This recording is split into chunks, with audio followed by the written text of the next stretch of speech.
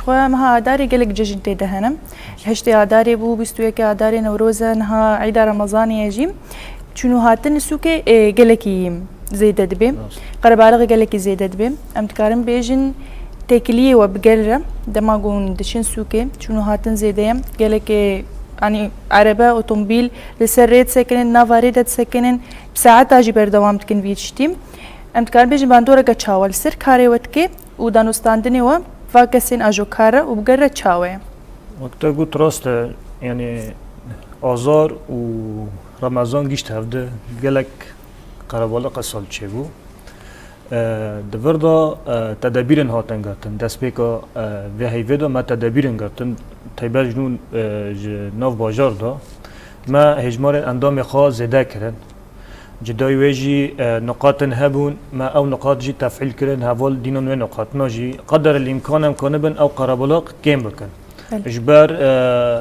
وقت تاجي قلت هشتي آزار جي هبو و چند روزم پیش نوروزی هست التدابیر هاتن گرتن یعنی حاضرتی هات شکرن اندام زده بیون هجمار اندام ما زده کر دنیا بازار داشی دنیا رمضان هنکی آجودکار جی عاجز بون چیده بی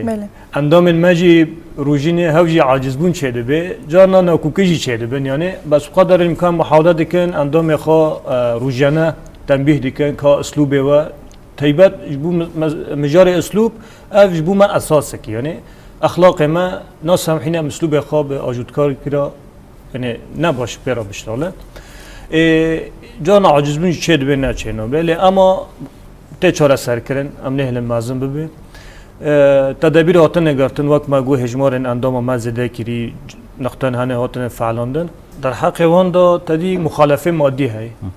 ام مخالفه دیکن جزا دیکن حد خود در باز کر او شوفر و نگری نه هات پر شوفر هنه سری خوا ددن سکناندن و دارن مجبور دبن جبو عرقلات چینه به جبو ناف بازار دا سکناندن چینه به مجبور دبن ام رافعه تینه راجز کن دبن دیدن جمع خواهی ناوند حیا شوفر راجودکار ما مراجعه دی که هم مخالفه و یا حجز یا جمع سری ددن تانی مخالفه مادی دبن